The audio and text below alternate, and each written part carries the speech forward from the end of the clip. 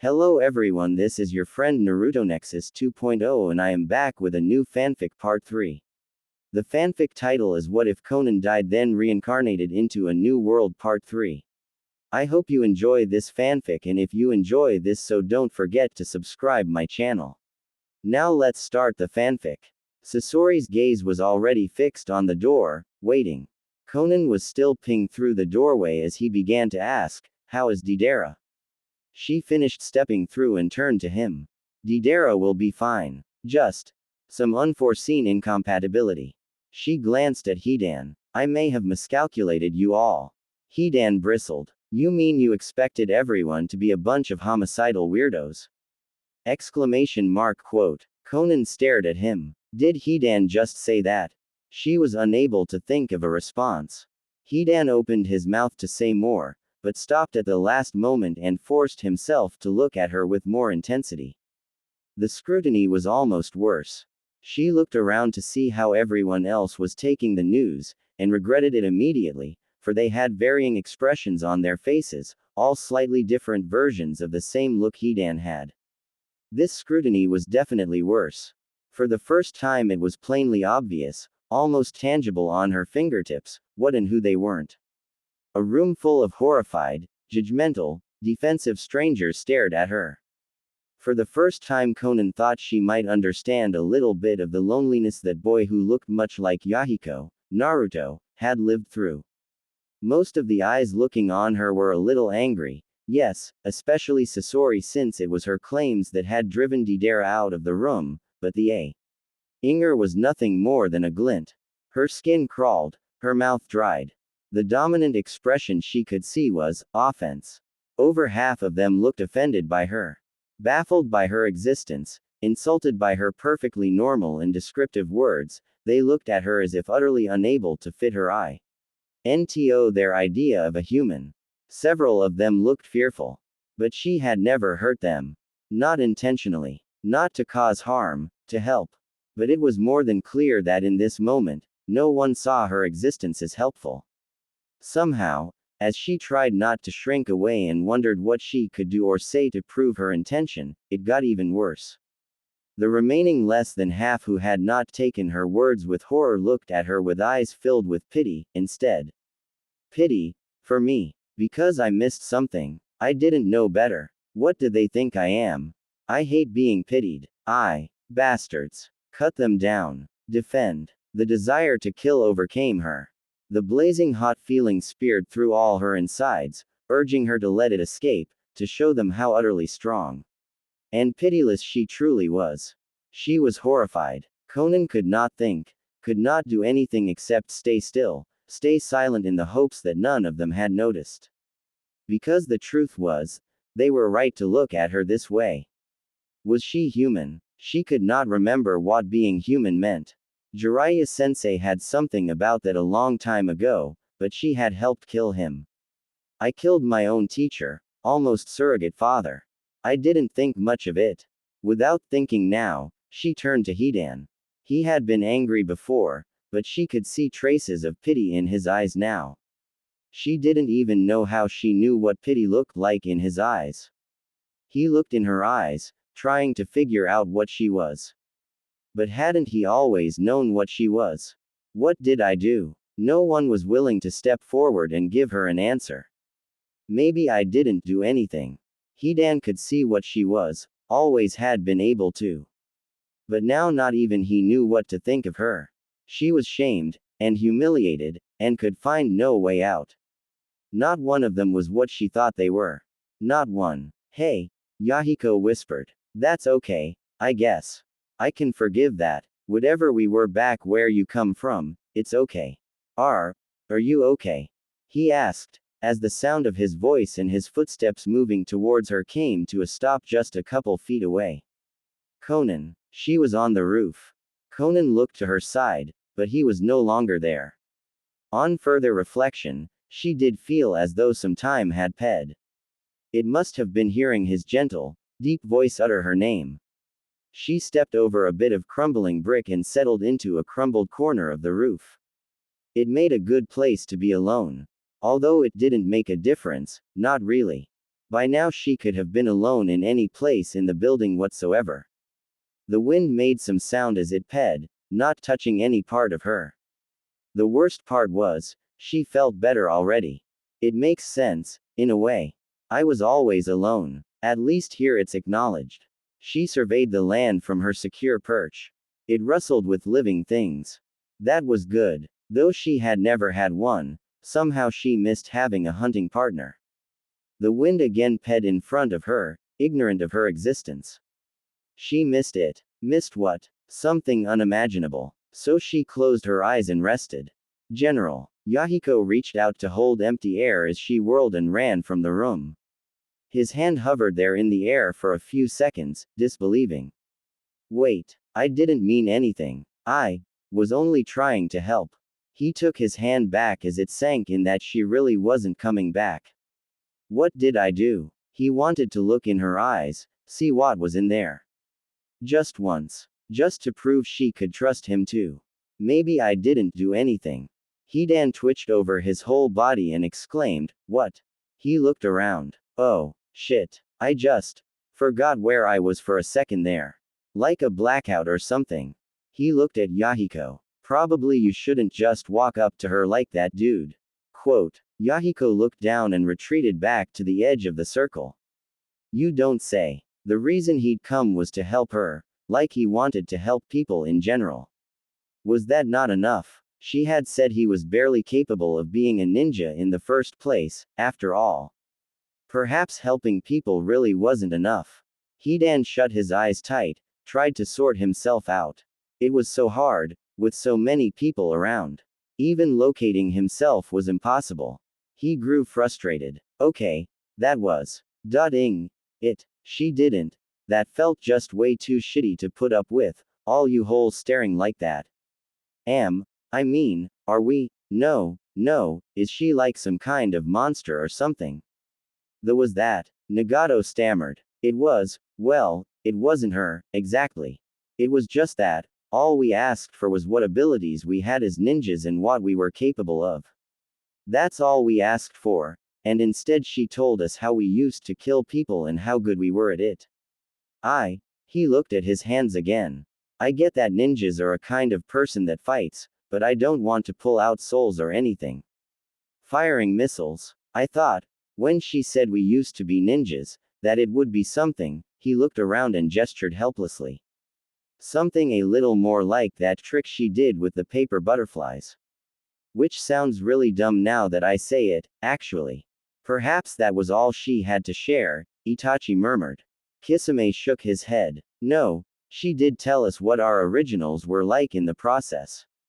Enemy this, enemy that. Even I don't think of the world like that. It was like she was using that word to mean everyone that's not us. Who does she think of as an enemy? Are we close to being on that list? Hidan shook his head, still trying to get himself in order. No, I didn't get any weird signals or anything while she was talking, just some other shit. Maybe thinking like that is just normal where she comes from. Sasori's tone of voice was even, level, a proclamation of undiluted truth. I don't want to become any more like a world where that's normal. I won't let anyone put up with that. He had nothing more to say beyond that. Everyone who mattered knew that he fixed things. Built things. It was a waste to him to do otherwise. And of course Deidara didn't need any more stress in his life. Sasori heard his own voice from years ago echo with advice just as wise as it had always been. Kakuzu leaned back against the wall. If my opinion matters to any of you kids, I'd like to point out that I don't disagree with what she said. He looked up to meet everyone else's gaze. It is accurate to say that people always have a motive for what they do. In our world, it's only to get your money or your vote. In her world it's to kill you. I dislike the gruesomeness of that, but the concept is the same. There really isn't much difference to be horrified about. It only seems like it. Yahiko looked up at him with a desperate tone in his voice. No, that's not true. Kakuzu did not think this was the time to let children down gently. My point proven. Even for the defense of his friend, Nagato's words failed him. He looked between Yahiko and Kakuzu. He doesn't get to say things like that. Not to Yahiko. Anger rose in him. You know what? I don't give a. Yahiko turned in shock. Nagato continued, heedless. My original could be anything. He could be firing ICBMs, kidnapping the last rhinos for his collection, pulling out souls left, right ND center. I don't give a. I didn't come here to do anything like that. I'm not going to do anything like that, and neither is Yahiko. Keep nattering on if you want to, but we came here to make a woman who couldn't even look at us without pain feel just a little better, and that's what we're going to do. He turned to Yahiko, unstoppable. That is how she looked at us. I saw it while you were looking at the paper. I didn't want her to look like that. I'm going to look for her. Well, it probably is a bad idea, but come anyway. Just get out of here. Hidan piped up. Count me in. I'm all about people who need someone to talk to. That's my literal job. Itachi frowned and opened his eyes. He was done thinking. I believe most of us are overreacting. She did tell us what we might be capable of. She never said we must use these abilities for the same reasons our originals did. I think we are free to make our own choices. Sasori's eyes moved to the left to look at him. Yes, blowing up people with spiders is a highly adaptable talent that can be used for all matter of things that definitely won't get us in trouble with every law enforcement agency there is. Itachi looked puzzled. You have even less of a case than Nagato does. Missiles, for example, cannot be used for anything but death and destruction. However, Deidara's power is to make semi-living, useful beings out of nothing more than clay. It's his own explosive chakra. Most likely he could choose when or if to detonate them. And the only talents you have inherited are the ability to build complicated structures and control them precisely. Explain to me how your original sins mean that you can only choose to use that for evil. Sasori's eyes moved away from Itachi's face. I'm going to go find Deidara. With that, he left. Kisame looked sideways at Itachi. These aren't just abilities she asked us to learn about, Itachi. This is a thing she asked us to be. Konan seems pretty determined that we be ninjas and learn more about what that means. If this is what it means to be a ninja. Itachi nodded. I understand what you mean, and I agree with you. But perhaps we shouldn't be so hasty. If that is what she demands, it is unfortunate. But I don't think she is that unreasonable.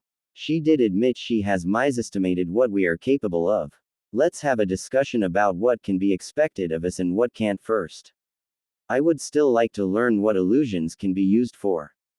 Nagato had been following Itachi's arguments with rising hope. Now he smiled eagerly. I agree. It's sad to hear that I used to be like that, and it scares me to think I'm capable of doing anything so drastic as murder. I guess I can't look to other me for answers to what I am, after all. But that makes me curious too. Just how did I manage to get like this from being like that? He looked out the door. Either way, I'm not doing any good for anyone in here. Yahiko's first instinct was to follow, like usual, but this time he hesitated. I won't be able to do anything. She hates me. But as he looked at Nagato's back, he saw the strength in it. Ah, who cares? It's what I do. Even if I really can't do anything, I never want to be anything other than what I am now. I'm the sort of person that helps people. Including the ones that hate me. Hidan smiled back at him in response, and they left the room together. Once in the hallway, Nagato stopped. He looked to the lobby, but didn't move. The lobby would be lit at this time of day, and he didn't think she'd be there waiting for them this time. He turned to Hidan. You had some discussion with her last night, got to know her a little more than anyone else. Do you have an idea where she might be? Hidan scratched at his head and focused for a moment or two. She was probably still feeling what she'd been feeling just a few minutes ago, which meant that if she was nearby he should be able to feel it. He did not. He could have focused more to expand his field of view, but didn't bother. The fact that she wasn't anywhere in a radius of several rooms was more than enough information. Nagato was right. He had gotten some sense of what she was like last night. She seemed a little similar to himself, somehow. Hidan didn't know how or why he thought that, but would never consider doubting his instincts. He smirked and said, "Well, I know where I would be if I wanted to be alone." Quote. He then led them at a pace they had to run several times to keep up with to the stairwell, up to the second floor, and over to the second floor's cross hallway, which had in place of the kitchen some maintenance areas. Here there was access to the roof. He remarked that he hadn't used the stairs before, so they were probably very dusty, but he figured they would like actual stairs better than the method he used to get up to the roof. Neither of them was willing to guess what that method may be and agreed they would. It turned out the door was more disused than they'd thought. Hidan tried the handle, but the handle itself seemed almost gummed in position. When he finally succeeded in turning the stubborn mule of a thing, the door itself was even worse. The handle was too small for anyone else to east, and when he let go, the string of curses ready to leave his mouth in vehemence at the little object were cut short by the observation that the handle sta yet twisted. Yahiko could not help but laugh at this. Nagato had to admit it was pretty funny. Hidan felt a little humored from their influence, but kept himself sober and waited for them to stop. When they finished, he rubbed his hands together gleefully and chirped, "So, who wants to turn this obno Exius shit to splinters?" Yahiko wondered, "If you're so happy, why don't you do it?" Hidan glared at him with a surge of ferocity. "You think I'm going to dull my beautiful precious on ing wood? Besides, chopping through it would be disappointing. That's nothing like the reducing to splinters that I asked for." Nagato's brow furrowed as he tried listing things on his fingers. "Animals? No. Missiles? Hell no. Dead bodies? I'm not even. No. That was a really long list," she said. "Give me a few minutes." After about a minute and a half of watching his facial expressions change as he worked his memory back through the list of things Konan had claimed his original could do, Yahiko and Hidan were rewarded with a lightbulb expression and Nagato muttering, "Oh, yeah, that could whoa. RK. You guys, get out of the way." They did as requested, scattering to either side of the door and moving to the other side of the hall, just to be safe. Hidan began to bounce up and down on his toes, clenching his fists in front of him and prepared to do that same combination of sounds he had made the previous night. Yahiko felt like SpongeBob in one episode where SpongeBob had started chewing through his arms like popcorn in anticipation of something. Could they really do it? Could any of them really use jutsu, do all these fantastical things?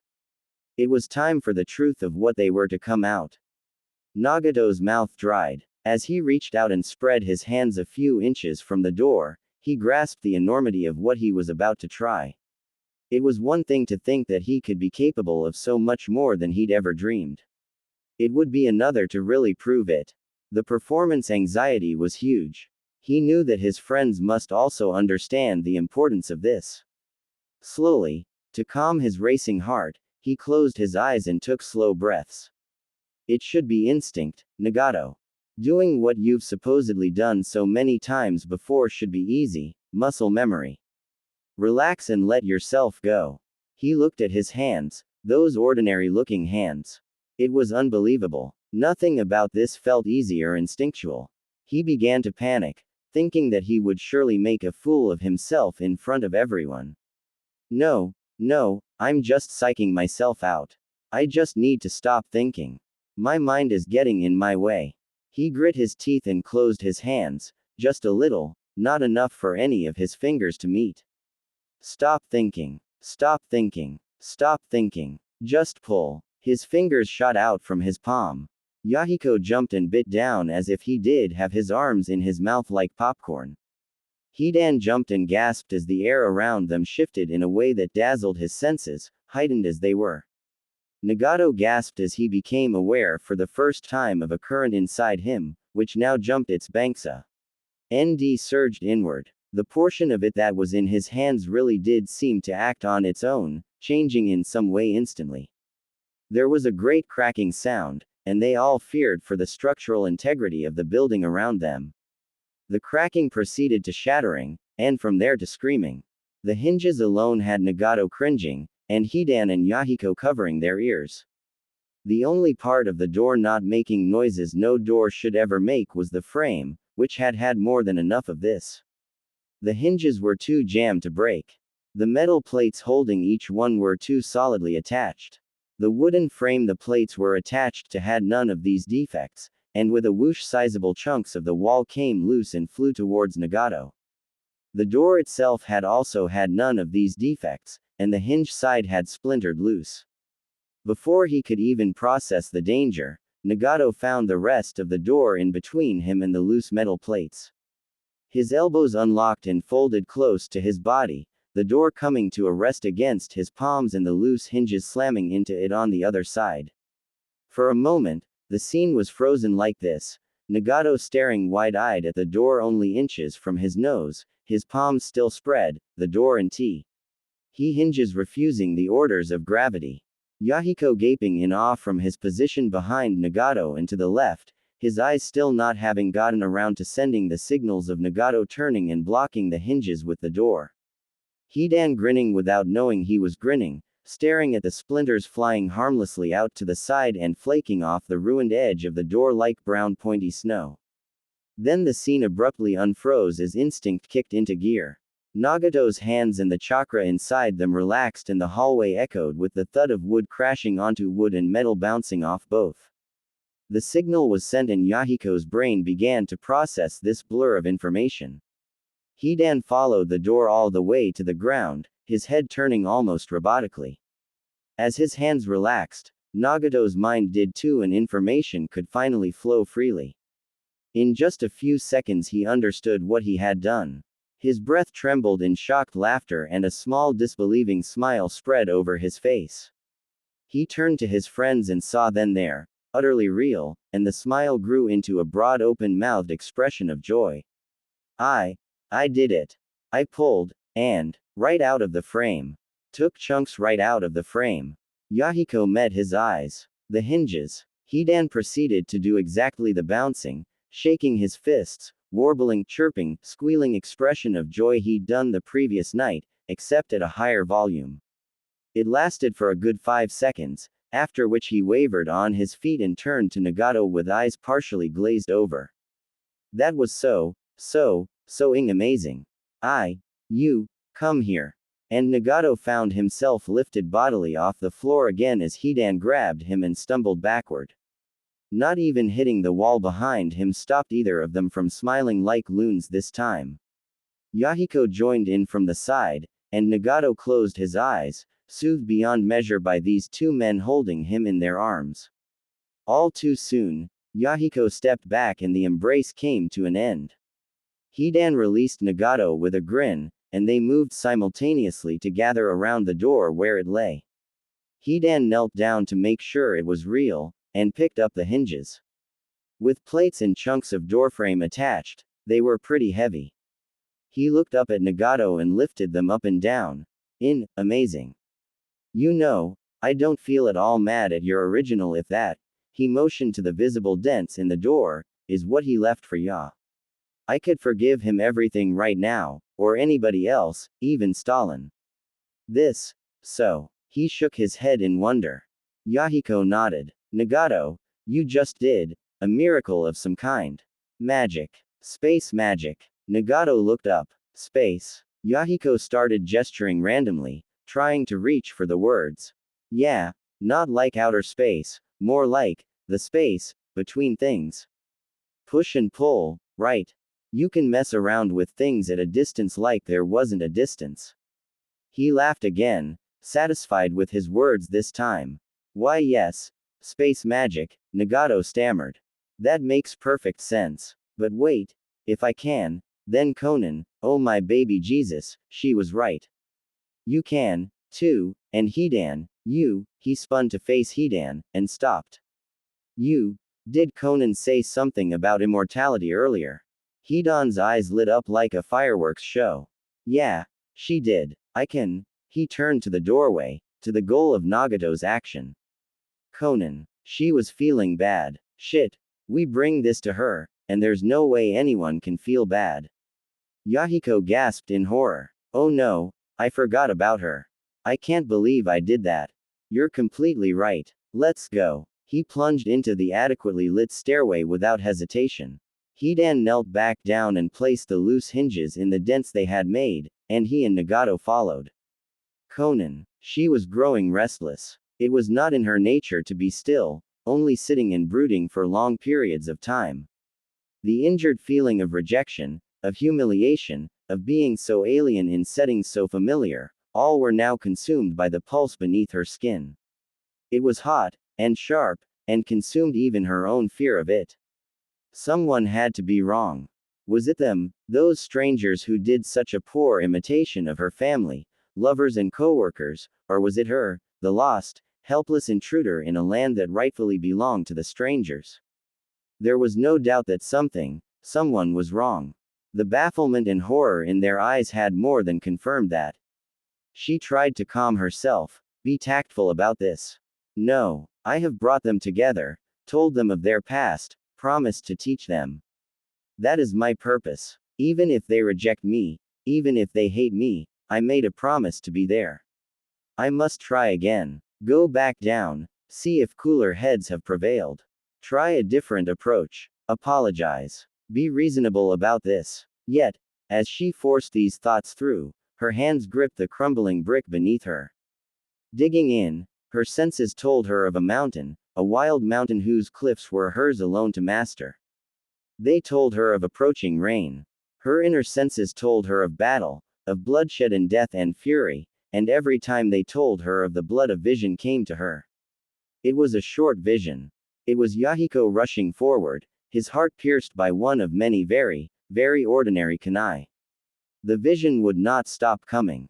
She tried imagining anything she could think of, up to and including the fabric of reality itself dissolving, in an attempt to get this state her mind was stuck in to do likewise. Are you okay, Konan? She had been wrong. Out of all of them, there was one who was just as she had known him. She could almost feel his blood spilling. He rushed forward. No, he was trying to save me, that's not. Did he hear me? Her blood boiled red hot with fury. She could feel his blood spilling from each little scratch of her nails. A growl started low in her throat. There was a change. Her senses told her of something different approaching, something that moved swiftly like the wind. Only this could break through her vision, and it did. Her blood cooled to far below its normal temperature. What was I just thinking of? Did I just now want to hurt him? How could I ever want such a thing? She felt sick. It didn't make any sense. He was just like her Yahiko, the man she had always wanted to be right beside. Wanting to hurt him was the same as wanting to hurt her Yahiko. And she had never wanted that, she had never wanted to see him hurt by anyone. There was no way she could want that. And yet her own thoughts had been clear as speech. Konan tried to think of anything else, shoved that aside. Thank the gods for that swift-moving sound. As it approached the ruined portion of the roof, Konan was able to focus on someone completely different. It helped that he spoke. Hey, Konan. Some completely cool shit just happened. Several seconds passed between that announcement and the feeling of someone coming up close behind her. In between, his tread slowed, and there was a pause between when he stopped and when he knelt down just over her shoulder. After some hesitation, a hand closed firmly on her shoulder. She smiled. She had not reacted to the first sounds, of course, because there was no need to. She could never mistake this man for another. The look she recalled in his eyes turned her smile bittersweet. Even so, she reached up and touched his hand. Thank you. Hidan paused. Why was she thanking him? The pain and anger, this new bittersweetness. He didn't think his arrival had done anything worth thanks. Regardless, he shook his head. It was true, her feelings had distracted him from his own almost immediately. The triumph was fading fast. That was why he refocused now, to tell her as soon as possible. Hey Konan, we did it. What you said, we proved it. You were right. We're super glad you told all of us about this awesome shit. It feels amazing. Konan's eyes widened. Her fingers tightened on his hand, which was already doing wonders to soothe her, and she turned to face him. He grinned. We did it. Nagato and Yahiko and I, we were worried about you, so we came up here, but the door to the stairs was jammed shut. He looked up over his shoulder. What did that feel like? Nagato came up and stood over her. Unlike Hidan, he had no limits to his joy. His face was flushed, his cheeks stretched in a smile she hadn't seen for a very long time, and his eyes shone. The door was too stuck to open, so I thought of what you said. I remembered you said my original could push and pull things. Well, it turns out, he was shaking with joy, I can too. He looked at Hidan, who was captivated. I felt it, this chakra she told us about. I felt it inside me, and it felt so powerful. Most of it pulled, and the chakra in my hands changed somehow, and it happened. Just like that, a little change inside me and the door was cracking and squealing and it actually broke near the hinges just as they pulled free and I moved so quickly, I did. Didn't even know I'd done it until later, and I put the door in between me and them. They dented it. The hinges didn't break, they pulled out of the frame. I took chunks of wood out of the doorframe itself. He looked at his hands, held them out for Hidan and Konan to see. I pulled a door out of its frame like it was nothing. Nagato's breath shook like he was going to break out in amazed laughter again. He sat down in front of Konan's turned head, just behind Hidan. I didn't care. I was upset about being told I was a murderer in a past life, yes, but that doesn't mean I can stand to hurt someone now. I didn't care about anything before, I just wanted to be who I am in this world and help you, and now I don't have any words for how happy I am that I did. No one's really angry at you, it's just that hearing you talk about us like you expect us to be people we barely recognize was upsetting. We're not our originals. We belong to this world, and this portion of this world is nothing whatsoever like you seem to expect. You can't expect us to be anything like who you knew. With a smile, he held out a hand. It was still good though, to realize I was capable of something I didn't think anyone could be capable of. Can you tell me more? A strange feeling came up inside Konan, a warmth to wash away all worries, all thoughts. She looked into her brother's eye, saw the sheer happiness that she hadn't seen for many years, and took his hand. They stood up together. Nagato was sincerely happy to see her, and Hidan next to her held her hand. For a moment, all was right. It was a beautiful moment. Then she saw movement all the way over to the left, where she had not looked since Hidan had put his hand on her left shoulder. Her grip loosened instantly and a bolt of pain went through her. Yahiko was the first to forgive me. He always will be. He'd continue to smile at me no matter what, wouldn't he? Support me. Save me. She saw him crumble to the ground again, sliding off Nagato's shoulder and down onto the dirt. The warmth began to boil again. Konan fought to keep her gaze on Nagato, to keep herself from looking away. She might never be able to look at her former lover without pain again, but the least she owed him was not avoiding him. Nagato's smile disappeared, and he held onto her other hand with a stronger grip. Why? Her eyes slipped off him, moving the faint trace of orange out of her field of view. Sharp, hot pain filled her every nerve. Why is he so much like his original? His original died because of how he was. Yahiko, you deserve better than that. You shouldn't. She realized then that she had outgrown Yahiko. Perhaps Nagato hadn't, but the way Yahiko could just forgive and forgive, over and over, die, as if it was all the easiest thing in the world, all of this pissed her straight off now. You don't have the right to do any of those things, Yahiko.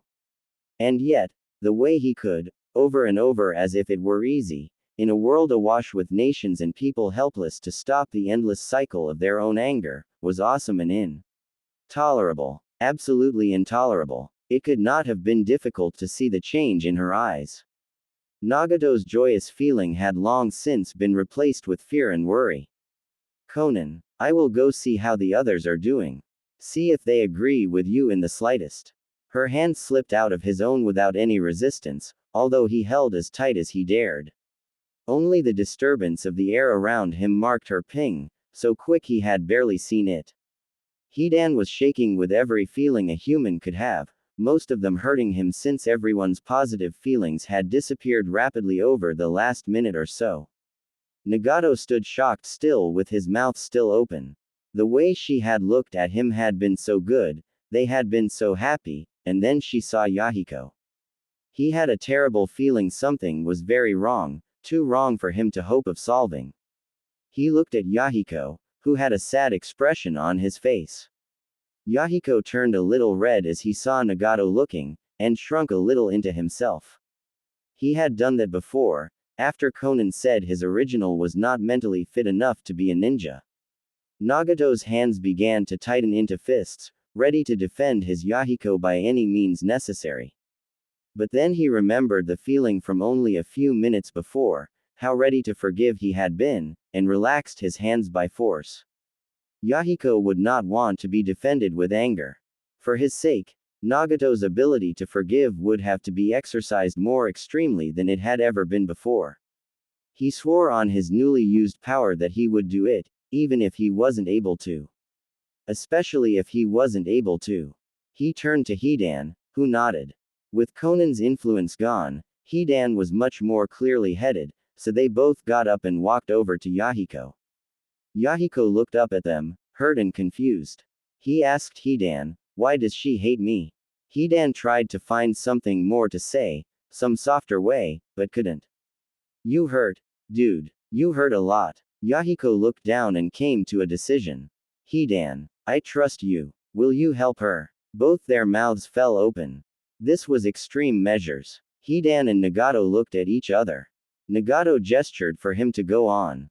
So Hidan kneeled down in front of where Yahiko was sitting and said, "I promise.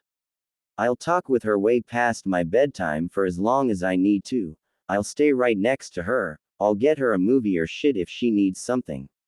I'll do whatever I can to help her. Sure as shit, sunshine." Quote. Yahiko smiled at him. "Thank you. I've never made someone feel bad just by existing before. I don't have any idea what it could possibly be. But don't worry about me, worry about her. If she ever does want to see me, let her. I'll be fine." He looked Nagato in the eye. Really. Neither of them liked the idea of that, so they maintained careful silence. Thankfully he hadn't asked for a promise. They stood up, with Yahiko looking much restored if disappointed. They started the slow walk back to the stairs down. After a few steps, Yahiko paused in mid-stride for a moment. "Wait, when did I become sunshine?" As he had done many times before in a very different area of the earth, Deidara paused in mid-step. One leg remained bent off the floor, only beginning to slowly lower after no more was heard for several seconds. Sasori had stopped too and was looking up. Dei did not notice. His mind was too busy racing. "Calm down, Dei. Calm down, yeah. This is not a place where you have a reason to be freaking out." That couldn't have been what it sounded like. Everyone here's peaceful. Well, everyone except Konan. Did she head upstairs? What could she be doing up there? Are we in trouble? Where's the enemy? Where's the danger? Do we need to get out of here or stay and fight? I'm unarmed. Shit. She. Deidara. That and a violent jerk on his elbow broke off this less than helpful train of thought. Deidara realized he had tensed up everywhere and failed to notice Sasori moving directly in front of him. The track of his thoughts must have been very visible. He forced himself to take a deep breath and relax. Sasori watched him carefully as his breathing slowed down and returned to normal. His complexion did too. And yet, Deidara could not get his muscles to fully untense, and he discovered a sudden desire not to continue the way they had been going. Sasori sighed lightly, patiently, and pulled on Dei's elbow again. "Nothing to be gained standing here. Let's go see what that was." Deidara nodded vigorously at this course of action, and motioned down the long hallways to where he guessed the stairs had to be. They set off. Upon climbing the stairs and retracing their steps through the second floor, which proved to have nearly the same layout as the lower floor, except it had more living spaces where the lower floor had functional rooms, they came to the exact spot they had just been standing below. That was where the sound seemed to have come from as far as either of them could tell. Deidara had been sitting on the bed, thinking of Konan's words and wondering if he really wanted to stay when Sasori showed up. Sasori had seemed as close to resentful, angry and yet confused that Deidara had ever seen him. They had sat together on the bed, and Sasori had asked Deidara a single question. After talking in low solemn voices about the meanings and consequences of Deidara's answer, Sasori seemed to be mostly resolved. At that point they had left the room and Sasori had mentioned that he would prefer to leave this place and think some more somewhere else. So they had been heading toward the front lobby not far from Deidara's room when the sound happened. Deidara stopped almost immediately upon seeing the ruined doorway in the cross hallway.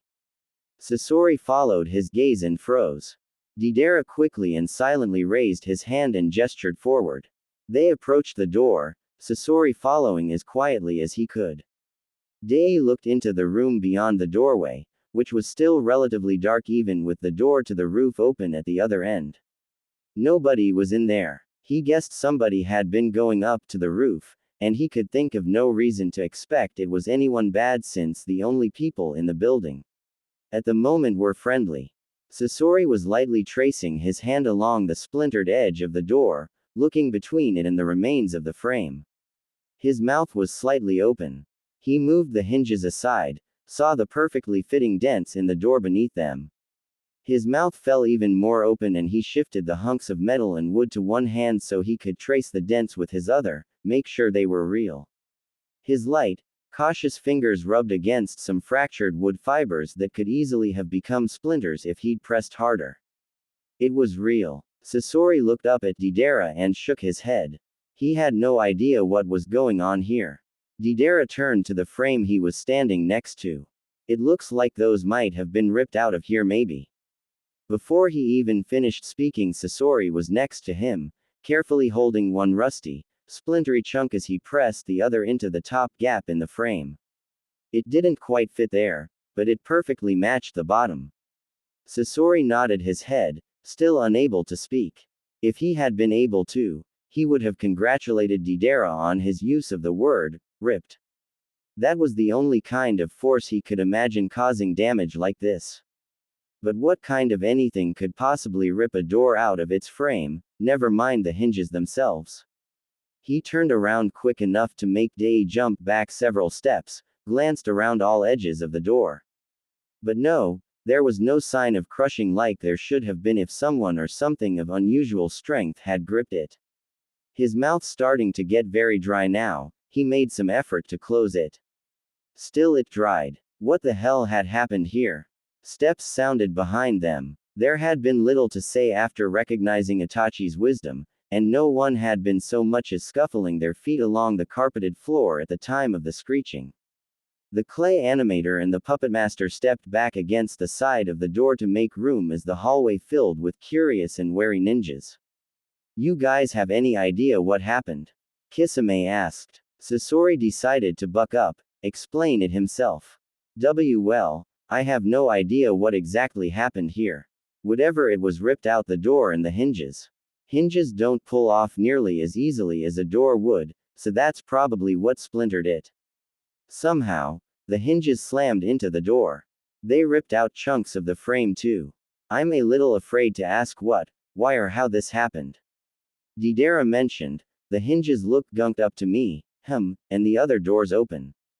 The why is probably just so they could get to the roof.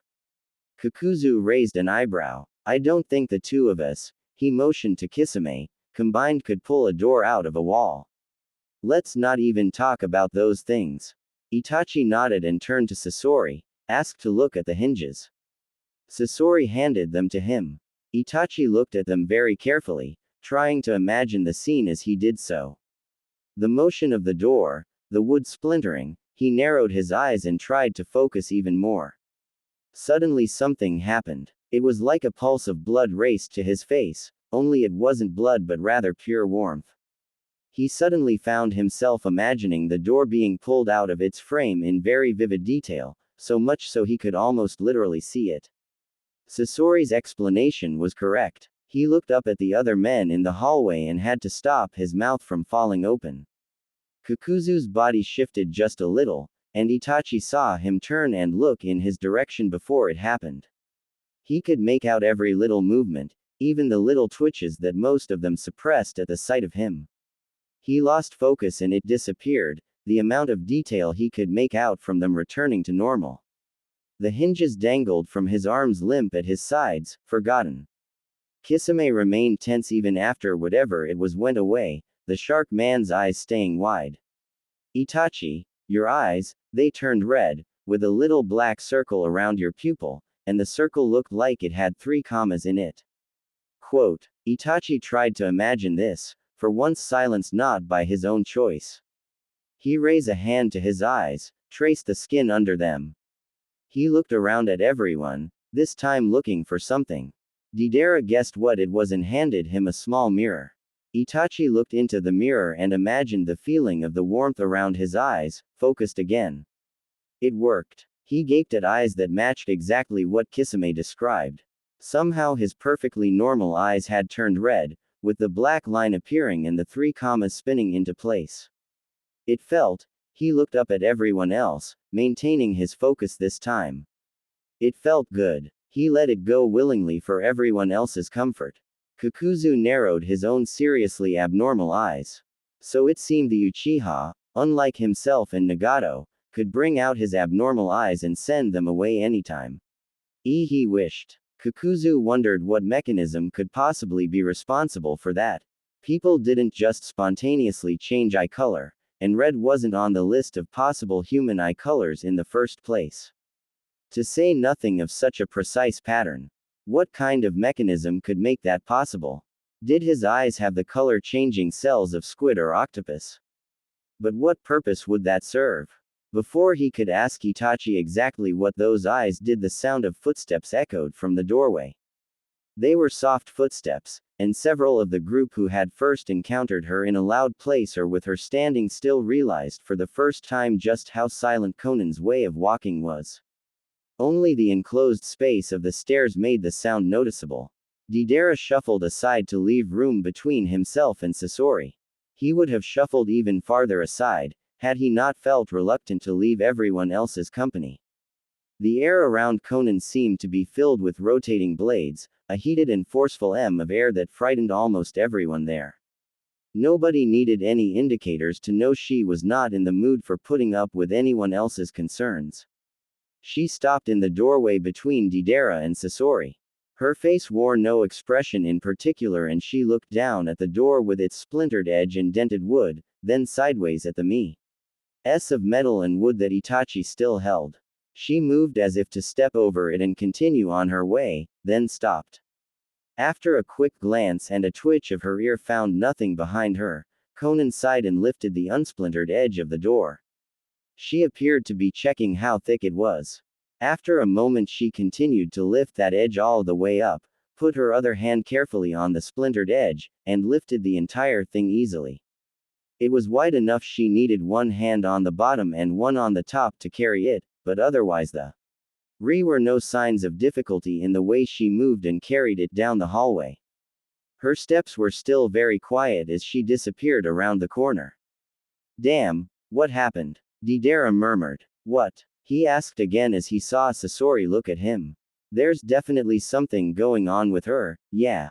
She kinda hinted when we talked that she's seen some things, yeah. Sasori turned away and shook his head, unwilling and unprepared to vocalize his thoughts about her just yet. More footsteps echoed from the door to the roof. Nagato, Yahiko and Hidan seemed a strange mixture of downcast and hopeful when they came through. Yahiko smiled as he usually did when he saw everyone else gathered. Nagato and Hidan appeared to have been discussing something of importance, but stopped midway behind Yahiko. Hidan rushed forward into the hallway, looking puzzled as he walked through the space where the door had been. Nagato stood by Yahiko's side as they both grinned, an example of genuine overwhelming joy rapidly growing in intensity on Nagato's face. He nodded at Yahiko. Yahiko was similarly unable to restrain his smile. This only worsened his problems with figuring out how to start speaking, but he didn't mind. Hey guys. So, where did the door go? Kakuzu snorted. Konan took it. She checked its thickness first. It's almost definitely going to a training room. It's not useful as a door anymore, now it's just convenient wood. Yahiko nodded. That's good, that it'll still be around to look at. I don't mean to be too sentimental, but it is the first real thing that shows that we really are ninja and can do the magic things she talked about. He turned to Nagato. Come on, tell us what it was like. Oh, shit yeah, Hidan piped up. All I've got for ninja stuff is things that aren't magic, so I don't get to know for myself. I need to hear this shit. Quote, okay, Nagato managed to force out through a smile that wouldn't go away. It was amazing. So we couldn't get through this door when it was here because it was too jammed to open, and Hidan suggested.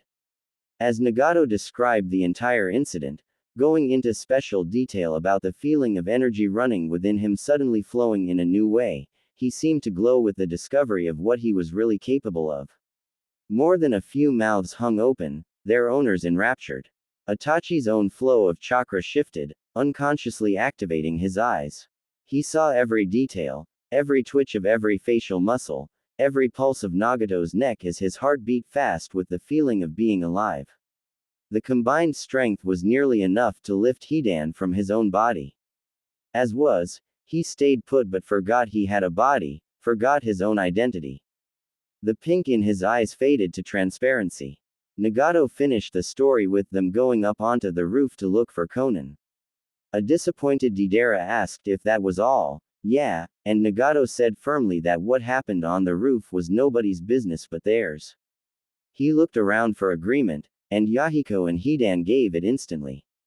Konan seemed unwilling to talk about anything in that general area, so they all knew she would appreciate discretion without having to ask. Itachi noticed a minor twitch of the eye, little movements of the hand, in some case barely visible jumps of the muscle beneath the skin that no one else could possibly have seen. Most of them indicated Yahiko. The smiling man's face seemed just a little strained, shaken. Actually, with his eyes activated, Itachi could see that none of the three were precisely as cheerful as they seemed to be. The joy was genuine in the moment, but even Nagato was unsettled now. Something important was going on. Itachi's eyes took in everything, but his mouth stayed shut. Kisame figured they were probably doing the right thing in not speaking of it and nodded his agreement. He then looked to Itachi and several fingers on his left hand jerked. Itachi. The three looked and got their first look at Itachi's activated eyes. Nagato wondered why he got eyes that could be turned on and off where Nagato did not. Perhaps it had something to do with the redness and little commas taking up much less of the eyeball than his own eyes. Nagato's eyes didn't really have an iris or anything else, after all. Probably it was easy enough for chakra to change the color of an iris, but it couldn't just add and subtract entire structures of the eye. That made some sense. He sighed. Hidan scratched his head. That looks frickin' awesome, he admitted, but isn't there anything more? Itachi wrinkled his eyebrows. Why would Hidan guess that there was more? He focused more chakra into his eyes and winced as a painful image of his best friend's limp remains being dragged from a river flashed before his eyes. The world seemed to deepen and a large concentration of chakra gathered behind his eyes, as if it wanted to be released. Could his eyes alone have their own abilities? Deidara handed over the mirror without question, and Itachi looked. His eyes now looked like some kind of three-pointed shuriken. He handed it back and attempted to drain the chakra away. As soon as he made the effort, it worked, and his eyes went back to the first level of activation, then to normal. Hidan giggled with glee. Itachi tried not to make his decision to keep an eye on the shirtless man from now on too obvious. Yahiko whispered, "That is spectacular." He somehow managed to brighten even more as he announced, "That's it. I have to find out what I can do and try it, at least once, before I say a word about making a decision. All of us should. This is a part of us we've never explored before. It wouldn't be right not to. We should allow her at least that much." After seeing the utterly trashed remains of the door and listening to Nagato's story, everyone else instinctively agreed with him. Even so, Kisame wondered if the joy of using these abilities would wear off after a while, and would the cost of living with her be too great then? Kakuzu wrinkled his face in disgust underneath the mask at the mental image of himself skipping with glee like Nagato had. He glanced sharply to his left. Hidan stopped poking his shoulder stitches and looked up, the picture of innocence. Then he looked back down at them and seemed to get a great mental image. Kakuzu had no idea how the idea of tentacles could make anyone so happy. Hidan rubbed his hands together with a sinister expression and an evil chuckle. That could not be a good sign. Sasori sighed. Fine. Being able to use strings to control things would be good, even if I never step foot in here again. Where do I have to go to get this over with? That was when everyone realized they actually had no idea where the training rooms were. Konan had evidently decided where these rooms were to be on her own. Hidan announced, "Well, let's get going then," and jumped into the middle of the group where the door had lain. His smile faltered. Oh www. It feels awful to be around her. He gestured toward the back of the hotel in the direction of the stairs. You can tell where she was going from a trail? Kakuzu asked. No. The only reason I'm following one is to confirm it. I already know where the training rooms should be. How? If you'd done the smart thing and looked around at the layout and shit of the entire place like I did, you would know. There's only one place they could be, whole. Hidan snapped. And like that he was gone, almost etching a path in the air around the corner. Nagato wondered how close Hidan came to becoming the people he sensed. How much of the bubbly man who occasionally felt the need to hug the nearest someone was special. He shook his head and reminded himself that Konan seemed to have very strong forces beneath the surface. Most of the time Hidan was probably exactly as unique a person as he appeared to be. But around her, Nagato reminded himself that his new friend could make his own stupidly dangerous decisions. That didn't stop him from being the first to follow. After a frenzied chase which left him wondering just how much energy Konan had to spare since this seemed to be her main way of moving, Nagato found himself placing a hand on the banister and jumping over the side of the stairs when he stopped thinking for a moment to catch his breath. Luckily freefall from any height is the leading cause of temporary mindlessness in humans, or else he might not have completed the motion smoothly and continued on as if it was the most natural thing in the world. Nagato looked around quickly to either side as footsteps came down the stairs behind him in a more normal fashion. What else were his thoughts keeping from him? This was the end. There were no more steps, no sign of any presence at all. Nagato's breathing slowed as Yahiko came down next to him and looked around. Yahiko muttered. He said something about only one place where they could be. Where? He looked behind the stairs. Oh, I think I found them. Hey Nagato. What? The backyard is out here. Where are they? The backyard's too close. The rooms next to the stairs have to either be a little small for someone to live in, or not rooms where someone's supposed to live. Quote. Nagato looked around a little more carefully and it finally registered that there were 2 rooms on either side of the stairs. He felt very stupid. Thanks for being less of an idiot than I am. I'll check the one on my side, you get the other one. Quote. Hey, don't call my best friend an idiot, Yahiko chided as he went to the room to his left. Nagato checked the one to his right. Hey, there were bars on the ceiling. Nothing else though. He left and checked out the other one. The one to the right of the stairs, the left of anyone coming down the stairwell, did not have any bars crossing the ceiling. What it did have was Konan deciding how the former door should be cut into pieces, what size, and how those pieces would be distributed with Hidan in low voices. As he neared where Yahiko stood, they were just barely able to hear Konan argue that there should be at least 2 pieces each for the floor and ceiling. Hidan asked exactly how big the targets should be. Konan replied that they should vary in size, no smaller than a couple centimeters in diameter and no larger than half a meter the same way. Hidan shook his head and said that was a really bad idea for wall, ceiling and floor targets. The smallest ones should be painted on person-shaped targets, ideally moving, which meant that the door should be cut in pieces no smaller than 3/4 of a foot in diameter. Konan paused and asked how much a foot was. Nagato and Yahiko turned to each other and nodded in unison. These two were completely insane and absolutely perfect for each other. Kakuzu had arrived in time to hear what the lower limit was, and pretended to ring imaginary bells. Sasori walked in and made it quite clear he didn't give a damn about ludicrously small targets by walking up and tapping Konan on the shoulder. She made it quite clear that nobody had gone unnoticed by dodging and turning to face him just as his finger brushed her cloak. She said nothing, only waited for him to explain such forward actions. Teach me that puppet string jutsu. Konan narrowed her eyes. That's a rather rude way of asking. You're quite confrontational, aren't you? Quote, yes I am. Good. Shinobi need to be confrontational. I was worried that none of you would have the appropriate character, she said, while grabbing his wrist and holding it out toward the splintered door.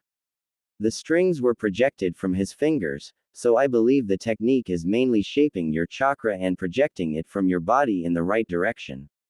It is probably changed in some way to attach to its target as well. Hidan, you were right about making dummies for the smaller target practice. We shall only need about 8 larger targets. Cut this door in uneven eighths from the size you mentioned up to the upper limit. Quote, Hidan practiced the new motion he would need to retrieve his scythe. The previous night he hadn't thought about reaching over his shoulder to place it on his back, blades down. Muscle memory, he supposed. After having his idea, he'd tried something new, and spun the stem in his fingers while reaching down to place it on his back, blades up. This movement still felt quite unnatural, which hampered his enjoyment of his orders somewhat. But his fingers still did the job, and it swung in a wide arc away from his body until coming up in the proper position. Ah yeah, let's cut up this shit. Watch out for splinters. Somehow he could see what the uneven eighths she asked for would look like without any real effort. Swinging it around to catch the opposite edge of the door, then pulling it back towards himself, the top little more than a foot and a half came off easily. Hidan found himself grinning without any memory of having done so, and found to his joy that he now felt about a third of the same elation Nugget had felt, so he could have the same feeling. The remaining part of the door was quickly cut in 3, then all 4 lined up on the floor. Paper clamps appeared to hold down the boards from each end. With a long, victorious slice, all of them were cut into perfect halves. Hidan swung the scythe up to rest on his shoulder as he raised his head to the ceiling and laughed. When he turned towards Konan after a good, long session of this, his eyes and mouth were open, teeth and tongue visibly urging him to bite down on something. His eyes glinted ferociously. Konan had never been with him in battle to see this before. Her face settled into familiar lines that only Nagato's enemies had ever seen deep in the depths of a megakure. The world fell away as they regarded each other, two predators on a hunt. Sasori could not help but be fascinated. However, there was a certain tact he exercised whenever such a scene occurred in real life as opposed to the movies. He turned his eyes away and, saying nothing, imagined the feeling of some warm energy like Nagato had described building behind his fingers. He made sure every detail in his imagining of a coil of wire was accurate, then sprung out his fingers. From each one a link projected and attached to a board. He pulled his fingers back and watched as 5 newly cut boards sprung up from the ground and hovered in midair. They were fascinating. So fascinating. Like magic, they rearranged themselves in the air. Only the peanut gallery noticed his fingers move in well-practiced ways. Then they rearranged themselves again. Then one by one they were lowered to the ground, into the exact same places they had been cut. Sasori stared down, helpless to move his eyes from this even if he had wanted to. It was as if they had never been moved. Deidara came up and looked over his shoulder. Wow. I really need to get my hands on some clay. 2 proud carnivorous pairs of eyes looked at the resident skeptic. Sasori. He blinked away the shock and amazement. I'm staying. Deidara grinned. I knew even a grump like you couldn't resist amazing things like this, yeah. We're going to have so much fun together, and nobody's getting in the way, yeah. Nobody messes with the Akatsuki. As he was shaken back and forth by the excited hands on his shoulders, Sasori smiled. Onan entertained herself somewhat, granting Sasori the task of using his technique to carry away the wooden pieces and carefully stack them in another room. There was no need for them until someone was available to turn them into targets, and something about the look on his face the first time was, well. He looked totally unlike himself as he used two hands to carry them all away at once. That should have been disturbing. Seeing Sasori happy should have been quite a bad sign as far as her subconscious was concerned. As she wondered about why it was not, Konan realized that she had never seen Sasori happy before under any circumstance, threatening or otherwise. What had changed? Naturally, everyone else had near instantly turned their eyes to look at her, creating a feeling like she had lasers aimed at her and ready to burn. Quickly, she asked the proper environment for their skills. She was aware of some of the elemental jutsus that Kakuzu and Kisame used, best performed outside. Deidara did not have any clay with him and would need to get some before he could do anything. She did not know the hand signs for the fire-style jutsu Itachi could use. He had been a genjutsu specialist for his entire time in the Akatsuki. That could be done indoors. She knew all of Yahiko's jutsu inside and out, and was sure Nagato would be willing to tell him how to use them. Nagato himself would need instruction in the many other things he could do. She decided to leave him for last. Itachi, Konan began. It would be simple to show him what he could do, now, as they stood inside. Have you activated the Sharingan yet? Itachi nodded and did so, the three tomos spinning into place. Yes, I have also unlocked them further, into the other design. Konan wondered how he could have known to do that. The Mangekyo Sharingan. Good. It is the Mangekyo that your original used to cast his strongest techniques. Activate it now. Itachi did so, the feeling of chakra burning behind his eyes returning.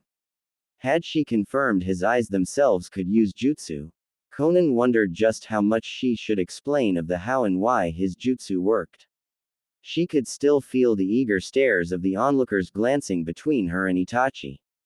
It seemed that for her own safety, she'd better hold off on that until later. Do you have a sense of your chakra? Yes. It feels as if I can project it out of my eyes. Konan paused. This would be the hard part. There was nothing a trained ninja was as bad at explaining as how to use chakra. It was as impossible to teach as how to walk. Good. Now, do that. Project it at me. I will not raise any defense. Itachi narrowed his eyes, pushing around the chakra near his eyes as he figured out how to control it. But there was nothing he could do. If his original had been able to do this, he could only hope muscle memory would take care of it. He closed his eyes and gathered chakra in the area. Then he opened them suddenly as if his eyelids were propelled by a spring. He purposefully suppressed the urge to flail around as his chakra twisted and organized itself strangely. Luckily for him, it took no more effort than suppressing the urge to flail around during a short fall. Before he had time to see it, the environment around Konan and himself faded to darkness. The plain whitish halls were now bathed in shadows, were the shadows. Konan's dark outfit now appeared to be mostly white. Even though they were still inside, red moonlight shone from somewhere above. Konan nodded. Do not dispel this technique just yet, Itachi, she ordered.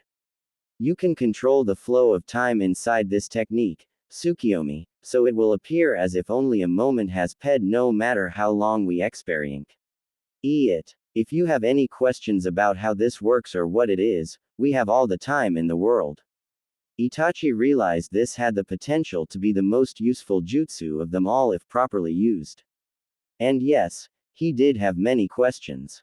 They sat and discussed at length the nature of genjutsu, the nature of the Sharingan, the Mangekyo Sharingan, and for a short time he even convinced her to elaborate on his family as it was necessary during the course of telling him about the other things that she mentioned his clan in Ping.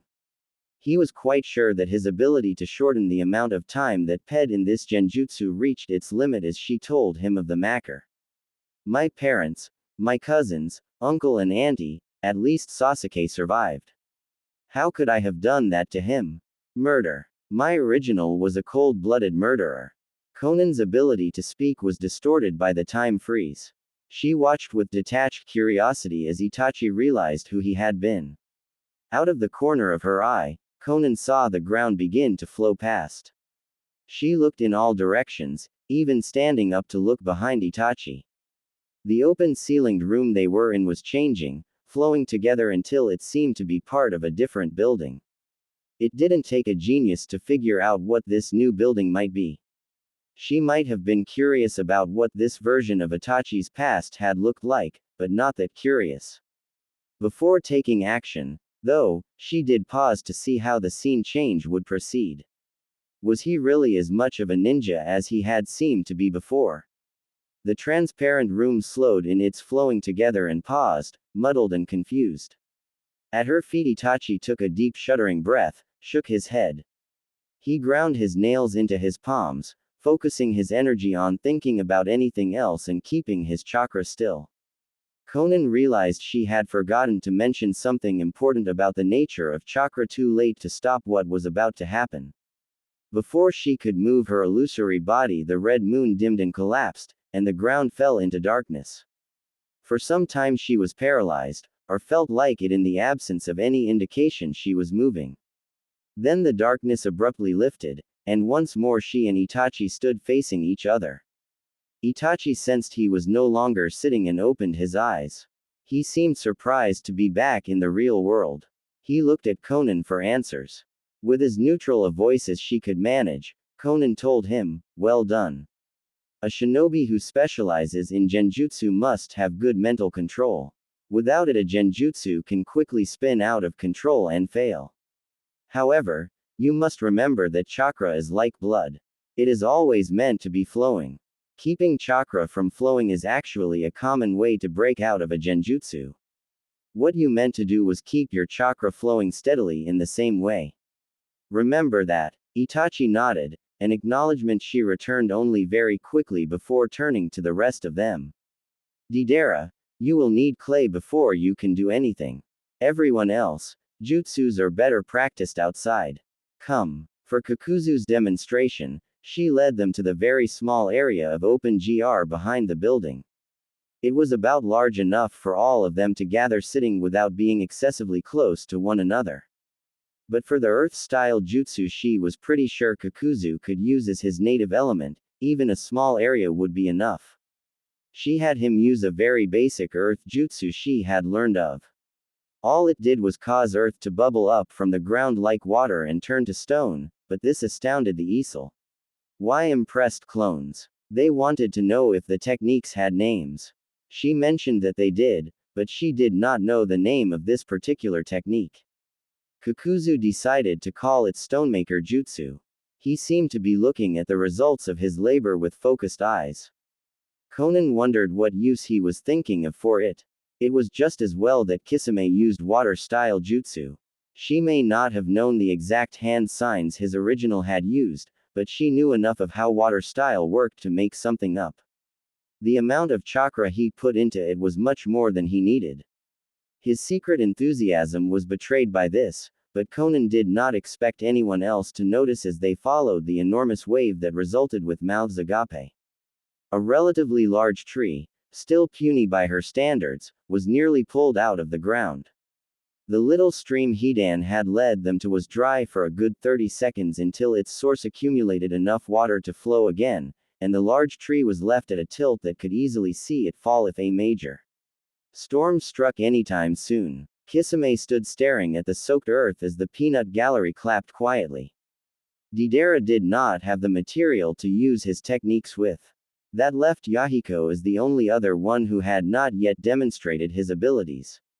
Nagato walked up to Konan before everyone else was quite finished looking at the results of the wave and asked her about Yahiko's jutsu. He surmised correctly that she would not be comfortable giving instructions directly. She listened carefully, but nothing in his voice carried any hint of judgment for this.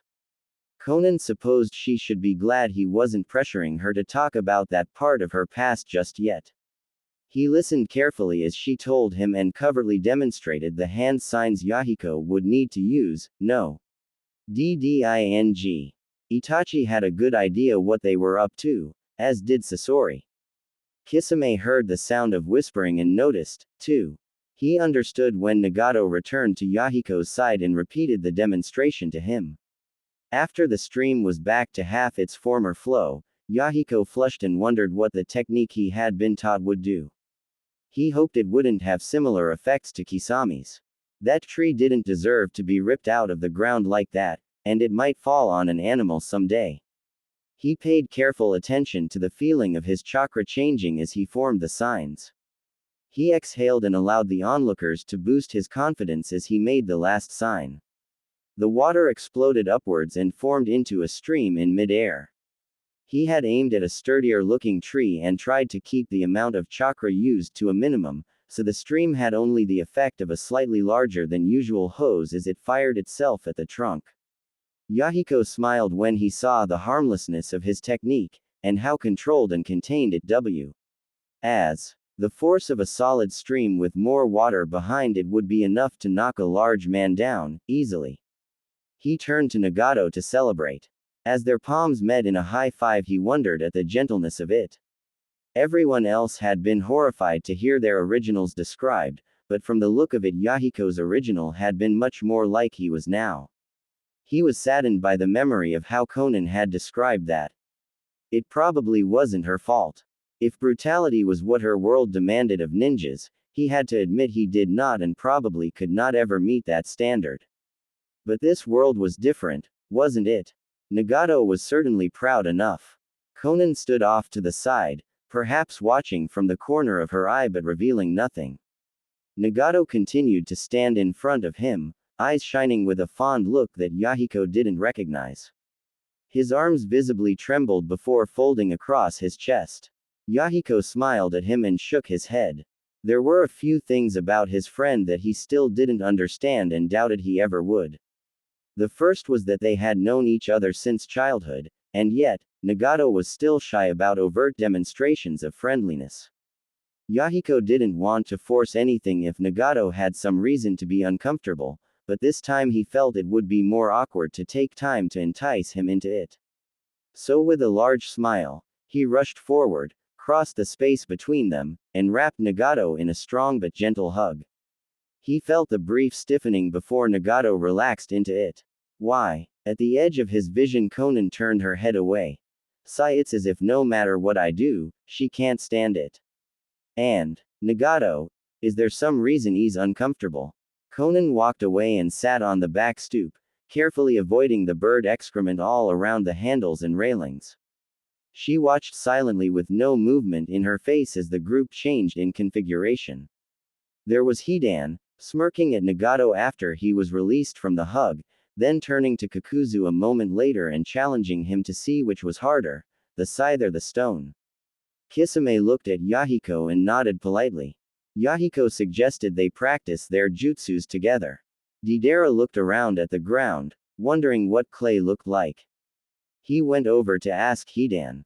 Sasori seemed to be looking at something in the air, occasionally moving his hands in front of him as if to move a piece around. Everybody else stayed clear by a few feet so as not to interrupt. Even Itachi dodged around the engineer as he walked towards Konan. Everyone else he nudged with his elbows or feet as he ped, until everyone was paying attention. They looked after Itachi as he walked up and stopped before her. The look in his eyes was calm but ready. It looked a little like Sasori had looked earlier. She decided the best move would be to stay seated. Itachi tilted his head a little from side to side, just enough to make sure he had everyone's attention before speaking. We need rules. Not hard ones, not specific directions, but there are ways in which we can and cannot be treated. These need to be made clear, Itachi announced. To begin with, what is it you expect of us? Cannot be treated, or refuse to? Is he bringing a problem to my attention, or challenging my authority? Konan tried to figure out what he was aiming for, and what combination of firmness and softness she's hold bring. She wasn't unfamiliar with the concept of subordinates talking back. They were criminals. Almost everyone in the Akatsuki had spoken out of turn at several points. But these versions of them seemed much more normal. Then why was he confronting her like this? Perhaps they are still themselves enough that I need to prove myself to have any kind of authority. Well, then, I expect a lot of you to get along without any significant infighting. I expect you to be prepared whenever I should ask for I stance, and keep your eyes and ears open for any problems I don't know about. Hidan, I expect you to keep us reliably informed, which means you should spend as much time as you need searching your memory for anything you haven't already told us. That could be important. I don't care how hard that is, do it. I expect you all to be useful, practice your skills, and strengthen your teamwork if you need to. I expect you all to be capable of meeting any threat. Should be just mild enough for them to agree to. Itachi nodded. Those are things we can do. However, I do not expect that as the full list, nor is it very specific as to how you want us to do and be those things. I will tell you what we cannot and will not do. If any of those things you listed can't be accomplished in the way you thought of them being accomplished, revise your methodology. The list of things we cannot be includes everything you implied in the earlier description of our originals, abilities. Even now, you talk of threats and enemies. We do not think of the world in terms of enemies and threats. We may not expect a stranger to always offer I stance, we may be wary, but that doesn't change the fact that our mindset regarding other people leans much more to the friendly stranger side. We will not allow someone who is legitimately a danger to attack, but neither will we be nearly as cautious as you seem to expect. Even the most paranoid person here will not behave in a hostile way or expect others to without reason. If we don't act the way you want, that's why. The list of things we flat out refuse to be includes certain things you alluded to when describing our abilities. All but the most disturbed would agree that murder, excessive destruction of property, desecration of dead bodies, torture, and a host of other things are morally wrong. I do not mean any offense. I am sure your morals are perfectly acceptable by the standards you are used to. But this world has a much different standard of acceptable, a standard different enough that the killing of a strong person which you praise is to us a terrible thing that no sane person should even wish to speak of. We are not weak, if it should be necessary, but we have much stronger taboos against causing harm than you do, and it will not be at all easy or natural or something we get over quickly.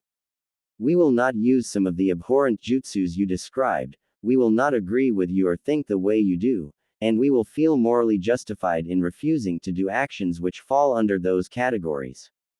Do not ask us to cross moral boundaries lightly. I predict a lot of misunderstandings, frustration, and conflict could easily arise from misunderstanding where our moral boundaries are. That was made obvious earlier. In return for your demands, what we demand of you is that you try to understand us. It may not be easy, but our preference in this part of this world is a leader we can like or at least respect on a personal level. Expecting us to be like our originals is a waste of time and we will treat it as such. Itachi then inclined his head as he had noticed she did, correctly thinking that it was a sign of respect. His voice was a mixture of multiple things, none of them matching with his words. Konan tried to combine the two in her head and found she could not. For the first time she was reduced to looking at him incredulously. On the one hand, he said this was his way of solving a potential problem. On the other hand, his words can best be summarized as, we reserve the exclusive right to do whatever we want and not listen to you, off. Back to the first hand, all his body language and tone of voice is highly respectful. Back to the other hand, he and everyone else will judge my behavior and morals and tell me how I fail to live up to their standards to my face. Is this their version of respect? And they expect me to understand, perhaps even practice it. Such polite rudeness would be a good reason to weaken ties with an ally at least, if not sever them. Part of the duties of any shinobi ranked above genin is to negotiate with enemies, at least sometimes. They do not make good shinobi. Hidan moved to stand to the side, looking between her and Itachi. Dude, I can feel the respect dropping like a ing rock. And I'm also a little mad. I have no clue what it was that you said or how you said it, but that was rude as shit. Quote. Itachi blinked at him. My intent was only to describe and explain the consequences of certain expectations in as close to a factual, objective way as I can. I did not intend to be rude. Hidan shrugged. He could feel things, but he couldn't read minds to tell the reason why. Konan wanted to take this opportunity to be rude in response anyway. You ask to reserve the right to refuse orders and do whatever you want, apparently feel that permitting enemies to act unchecked is more important than stopping them, at the same time excuse this by claiming you are unable to stop those who would like to do harm, issue demands to me as if you've completely forgotten who is where, and reserve the right to judge me, my actions, and my very thoughts as if they are somehow appropriate things for you to be concerned with. You ask me to understand the utter lack of respect or appropriate treatment that the standards of this world permit. Then stop speaking such hypocritical statements as, we prefer a leader we can respect. Respect means that a subordinate will do as he is told. Clearly you have none. Itachi actually found himself at a loss for words, his mouth hanging open. He had made the mistake of thinking that just because her standards were lower in one area, they would be lower in general. That was a bad mistake to make. Humans are always more paradoxical than that.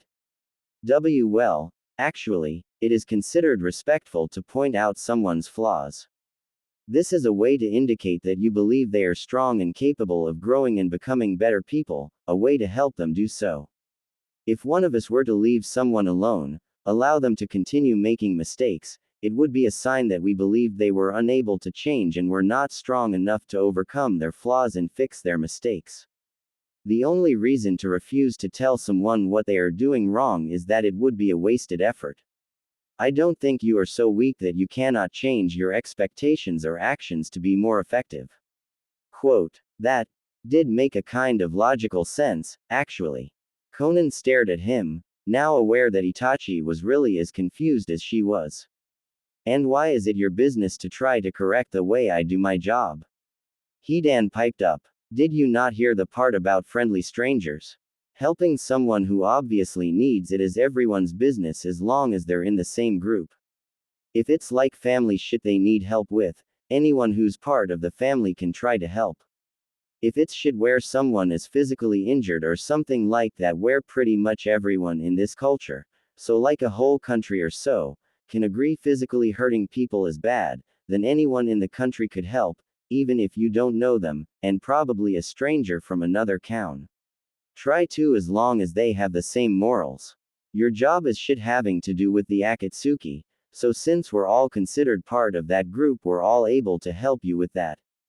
Just because you're in a different part of the group doesn't change shit. As long as the problem is something affecting us, we get to try and change it. Konan now stared at him. A different part of the group. As if she was just over to the side. No barrier. Was that really how? She stood up, looked around with all the self-awareness of a coma patient. Everyone her gaze crossed seemed to understand perfectly and nodded. Yahiko brightened and tried to look her in the eye but she instinctively deflected down to the ground. Now that he was done speaking from what he himself believed, Hidan scratched his head confused. Now that he thought about it, aside from that night they had spent talking just the two of them together and their first meeting where it had also been just the two of them for a wonderful moment, he always felt kind of a space between them. Considering his own personal attitudes called for even less space than people of this world normally had, his mind was seriously reaching to feel like that. Woof. He groaned. You know, my job is to walk up to people and know them like a therapist or a friend or some shit even if they didn't hire me and I've never seen them for a second before. In Headache City. You look like awesome lady, so, well I guess I kinda want to do the same thing, only for real in a long time and shit. So probably you should get used to no space. Nasty burrowing termites, I have better things to be thinking about. Let's just get this the over with. Nagato filed that away as weight, he does that for a living. Kakuzu was forced to reevaluate his longtime otiate. He'd known of Hidan's activities, but had always written them off as a compulsion before. Clever little bastard. He makes better use of his talents than I thought. Yahiko smiled in a way that, unnoticed to him, always caused Nagato to get that strange fond look in his eyes. I trust him. He is trusted. It's perfect. I couldn't have left my job to anyone better. Konan nodded and reached out to pat Hidan on the head.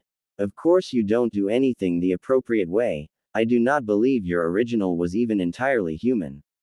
You're not like everyone else. It's okay for you to act strange. But, her eyes flicked to the side again. If it was meant kindly, I suppose I should put in some effort, shouldn't I? Hidan fought to open his eyes fully even as she continued petting him. Yeah, please, oh yes please, more by the ear, oh yeah, please do. I have looking at all my memories to get to, sounds like a super headache. Oh yes there. His mumbling degenerated into deep purring. If not for that, Konan realized that his mumbles of pleasure might have sounded distinctly to anyone who didn't know Hidan. That is not, no. She took her hand away and grabbed his arm to lead him inside. Hidan reluctantly stumbled after her, looking disappointed. Most of the emboldened group was faintly amused. Nagato realized the true reason why she dragged him away and agreed wholeheartedly. Yahiko wondered why petting a person-shaped cat would be something anyone would need to hide and was still conference used. He chalked it up to cultural differences. Itachi's face was hidden by his palm. I should have seen this coming. Kisame snorted and asked, how? You couldn't have known a lady who talks about murder like it's a game would get so bent out of shape over rudeness, even if you had predicted she. D think it was rude. Itachi shook his head, hand still in place over his eyes. No, that's not it. I was only looking at this from one viewpoint, ours. I should have thought that she must have some reason for her actions. Quote, Yahiko was still elated. Well, she agreed, right. That's all we wanted. I'd really like to get to practicing and other things, hopefully that'll help us understand her better. Maybe now that she understands it's a kind thing to do, she'll tell me what I'm doing wrong. Quote, perhaps not. I don't know exactly what's going on, but I don't think we can do very much. Yahiko sighed. Nagato, do you really think so badly about her? No, but I do think that maybe, I just don't think you are doing anything wrong. Quote, but, why would she hate me if I haven't done anything? Kakuzu rolled his eyes. She liked Hidan when we first met her in the bar, and he hadn't done anything either. It's probably something your original did. Quote, Yahiko looked wounded. But, my abilities, they aren't. Nagato put a firm hand on his shoulder. It doesn't matter. Just keep being you, and she'll learn to tell the difference eventually. Everything's going to be okay. Quote, wow, you guys are really bad at coming up with solutions to social things like this, Sasori said with an audible smirk. Itachi's hand fell away from his face. Enlighten us. Sasori flinched, just a little. Or, I guess, things like this are hard for everyone. No need to get so fluffed up about it. Geez. Deidara jabbed Sasori in the ribs. Come on, Sasori, I need to go ask a man about some clay, and there's got to be some kind of space you could build things in around here, yeah. This place has everything. Maybe if she likes Hidan, petting him could make her feel better, Yahiko decided. Could you guys hold off for a few minutes? Kakuzu sighed and sat on a fallen log at the edge of the trees. Fine with me. It's about time we took a few minutes to have some peace and quiet around here. Kisame nodded, already committed to enjoying his peace. Hidan lay sprawled on his belly across Konan's bed. He had lain across the short way, so his legs fell off the other side. Even so, he luxuriated in absolute contentment, and his muscles had the look of flesh that has been worked in precisely the right way. Konan sat in front of him, her right arm tracing the bottom of his hairline. In the occasional moments when his rolled-up eyes would glance at her, they shared a look of pleasure. He was much too relaxed for sustained rumbling, but every so often as he turned his head for an easier reach he would Tee out a dusky purr. If it weren't for the fact that it was utterly impossible to imagine Konan ever not wearing that impressive-looking cloak, Deidara and Sasori might have thought something had happened in the 5 minutes they had agreed to wait. Conan's hand dropped away as she heard them coming and stood up to resume her business, but Hidan continued to sprawl. He looked up lazily as Deidara explained why they were there. Even the excitement radiating from him and, to a lesser extent, from Sasori could not disturb Hidan's contented mood. He worked his jaw from side to side a few seconds before Deidara finished asking the 2 questions he had, so he would be able to answer immediately. He told Day that there was good clay around a pretty major river to the northeast, not far, and told Sasori of the little shed hidden around the far side of the hotel with enough space for a small vehicle. They thanked him and left in high spirits, Sasori silently looking between him and Konan and covertly giving a thumbs up. Konan left the door open, but there was no indication of anyone else wanting her or Hidan. She stepped back and turned to look at him, almost embered by Hidan's appearance. She consoled herself by not regretting his happiness in the slightest.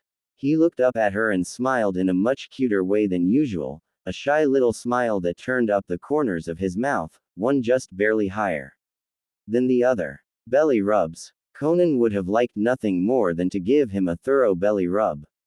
Yet, she stayed standing.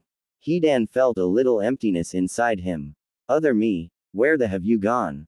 He stretched his ears and yawned, moving on.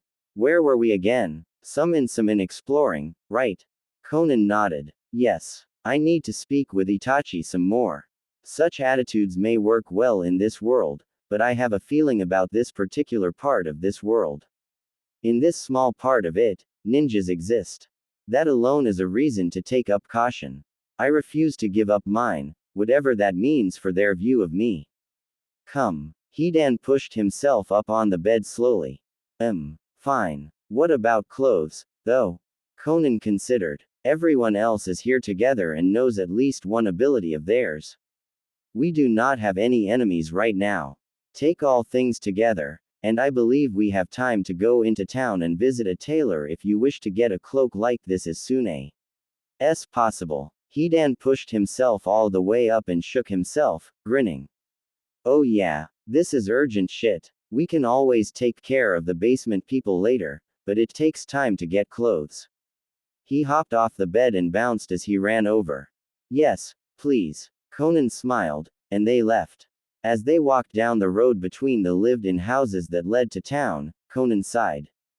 Hidan heard this and jogged to catch up with her, abandoning the butterfly he had been staring at. What's wrong? Konan pointed with her chin at the trees between some houses they ped. In my world, ninja commonly travel through the trees, or on other tall structures. In this world, the trees have branches that are too small and closely crowded to make this possible, and these houses belong to civilians that would be frightened. I've always taken such a basic part of shinobi life for granted. It never occurred to me to think of being unable to travel freely. Hidan looked at the trees he could see behind the houses and tried to picture it. Bigger branches, less of them, huh? What are the trees like in your world? This is pretty normal for us. I'm not a botanist, but some basic things are common knowledge. Trees take about 3 years to grow to this size. If undisturbed for a decade, they get much larger than this. As each branch expands, it's easy to see how not all of them can remain since they are so close to each other now. Branches that are useful now will be badly placed to weather a storm as the tree gets taller and break off. By the time a tree gets to 15 years old, the lower branches are thick and sparse enough for a human to travel. Give it a few more decades, like trees deep in the forest get, and there won't be any lower branches remaining. The upper branches will be easily thick enough for a human to stand on without attaching himself to the wood with chakra, and sparse enough for travel. When traveling this way through the deep forest, a ninja is fairly isolated between the canopy above and the leaves of shorter trees below. Travel speed is, 1.5 times the speed of a horse at full gallop, and if one should fall it is a long, long way to the ground. That doesn't matter because the only ninjas that would be sent on missions so far from their village would be very experienced ones that almost never have a traveling accident unless they are very ill. Hidan stared. The Konan blinked away her visions of her old world. How could nostalgia set in so quickly? And glanced at him. What's wrong? Hidan continued staring as they walked. Pretty sure these trees are a decade or so. Sure as shit they're not only 3 years old. That one, he pointed to a tree with a few lower branches that were thick enough to stand on, but still close enough to others that one would have to crouch. That one's almost certainly, like, a couple decades. Trees don't grow that fast. Konan took a closer look at the tree he indicated. It was a nicely sized 7-year-old in her experience. That is the result of decades of growth. Yeah, wood is some dense shit. I've heard that it takes some time to get it, but wood can be as strong as steel. You take a hacksaw to the ends of those twigs, and it'll still be a good several saws before they come off. Stubborn bastards. But yeah, there's no way a material as strong as that would be grown fast. That's probably why we got steel, it's faster to make. There is no possible way that can be true. If you can exert enough force to lift a grown human and throw him at a wooden wall in the first place, that is enough force to throw him through the wall. Wood is not that strong. Like shit it isn't. If a person goes running up to a wall, you know what's going to happen. They get knocked on there, break their nose if they weren't going fast enough to break their head, and get laughed at. Only cartoon characters, fictional ones that people draw doing funny things for kids to laugh at, only those guys can go through a wall without hurting themselves. I've tripped and fallen against the wall of that bar you met us at before. The doctors had to do a scan to tell if I had a concussion or not. You are telling the truth about this? Sure as shit. Konan fell silent and stared at small cracks in the street as it ped under her. It might be possible, she supposed. It was known that paper made from the wood of trees that were carefully cultivated with chakra exhibited unusual properties if chakra was run through it. It was no mystery that chakra could change the properties of wood. Possibly, not having any in this world affected the way trees usually grew. But Konan could not make sense of the way not having chakra changed tree growth in this world. Hidan. Yep. The only difference between our worlds that is likely to have caused this is the presence of chakra. There is chakra present in my world, and it does freely circulate through the environment and all living things, so trees would have access to it. However, chakra is commonly used in taijutsu and other forms of physical exercise to enhance the strength of muscles. It qualifies as another form of energy to draw from on top of the normal chemical energy of food, so it makes perfect sense that chakra has the power to enhance organic tissues. But what you've described is the opposite. Trees somehow produce weaker wood in a world where chakra exists. How is that possible? Hidan did a double take. Wow, that is completely different from what I was thinking. What were you thinking? Hidan scratched his head. Do trees start producing seeds in baby trees when they're about this size in your world? Quote. Konan nodded. Oh, that makes perfect sense then, because since chakra is a thing in your world and it makes muscles stronger, then you need more baby trees and they can do that when they grow faster. Quote. Konan considered his words. They made no sense now, but she was sure they would when he gave her the slower explanation. Slower? Hidan. You need to explain things slower. Oh, well, when you have little plants or tiny animals that are really weak and die fast, they also have babies really fast. So their species doesn't die out and shit. If you die a lot, you need to have a lot of babies before you do. So, I was thinking that it makes a lot of sense because in your world chakra lets you use all kinds of super dangerous jutsus and shit that can kill trees really easily, so maybe since your world is more dangerous for them, they evolved to grow faster to have babies faster. Kisami's jutsu still came these close to uprooting a pretty big tree, so it's not like being stronger helps our trees resist being killed that much. Quote. So you think the benefits of chakra strengthening a tree's tissues are outweighed by the increased danger from animals being more destructive, so the presence of chakra is actually bad for a tree's survival in the long run. Quote, yeah, so they go the Kakuzu route instead. Konan held up a hand as she turned to face Hidan. Do not tell me what that meant. I want to see how well I know you. Hidan grinned. After such thorough petting earlier, there was no way this awesome lady could possibly get it wrong. He started counting in his head so he could see how long it took her. I think you could have substituted Kakuzu's name in that sentence with, cheap. Hidan let out a sustained squeaking sound. Less than 5 seconds. Oh shit, I think I love her. There was no one around this time so he threw caution to the wind and hugged her. Pet me. Give me orders. And occasionally treats. Love me. Konan let him hold her. Even before seeing the look in his eyes, she did not have a strong desire to do otherwise. Now, she would have destroyed all her most valued possessions to avoid doing so. She was also not psychic, but that didn't matter when he was so close. It was plainly obvious what he was thinking.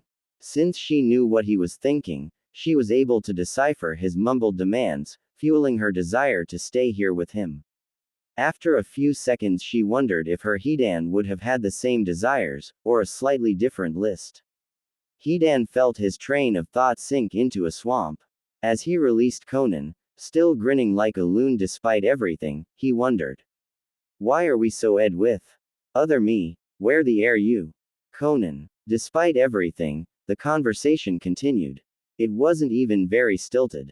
There are several other things that theory could explain, Konan murmured thoughtfully. If you were talking with a Konoha ninja in my world, it was a common occurrence for a gust of wind to blow leaves off the nearby trees during a conversation. The leaves were always green and healthy, still capable of service if they had remained attached to the tree. Now that I think about it, it does seem questionable that a tree would shed serviceable parts so quickly. Quote, what's Konoha mean? Konohagakure. The village hidden in the leaves. I have a theory that something about them is actually connected to the leaves of the trees around them. It would explain why times of strong emotion on a leaf ninja's part usually included the gust I just described. Quote, Hidan snorted. That makes perfect sense. Did any other ninjas do that? Konan had no idea. I do not know. I know about the leaves because I saw it. It was not something unusual enough for anyone to bother talking about. Konoha was the only foreign village I ever visited, so I don't know. Other major villages were named after stone, sand, clouds, things like that. It's possible. I just never saw anything. Hidan looked down at himself. What village did you come from? Konan's steps did not falter. Amegakure, the village hidden in the rain. Why? Hidan's steps did falter a little.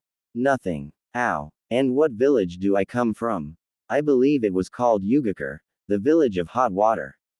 Quote. Hidan was silent. He carefully looked back and forth along the main road before turning onto it to enter town, but continued saying nothing. Konan looked at him uneasily. His brows were drawn together, staring somewhere on the ground in front of him. It was impossible to tell what he was thinking, but she gave it a guess.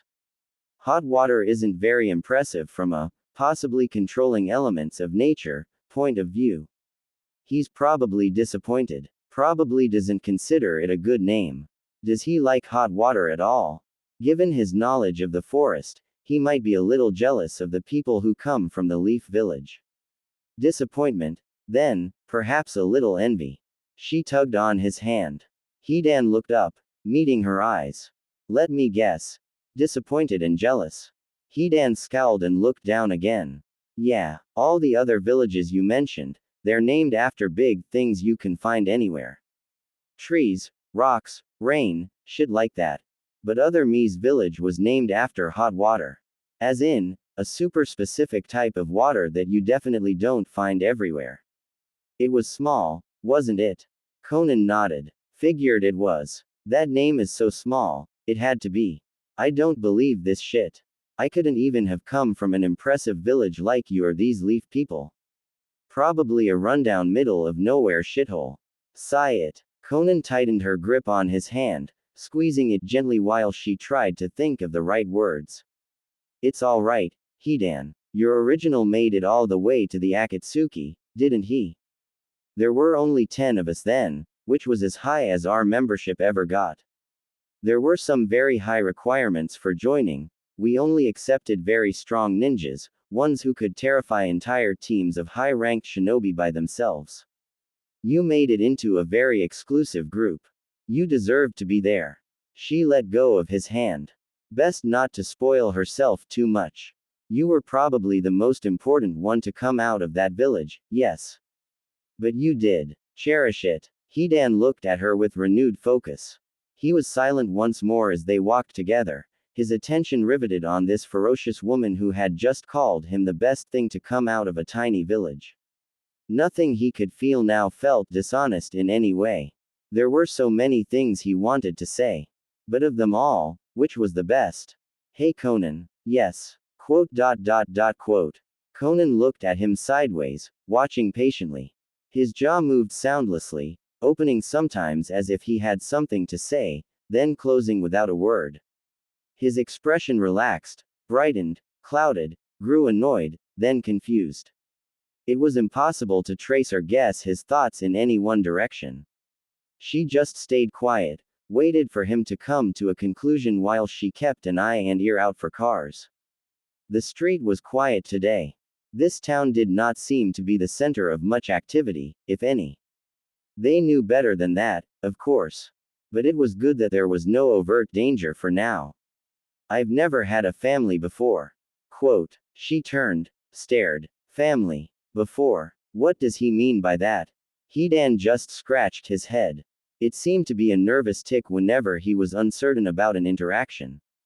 Had he known he was going to say that? Or perhaps he was uncertain of her reaction. She did dislike talking about family as a matter of course.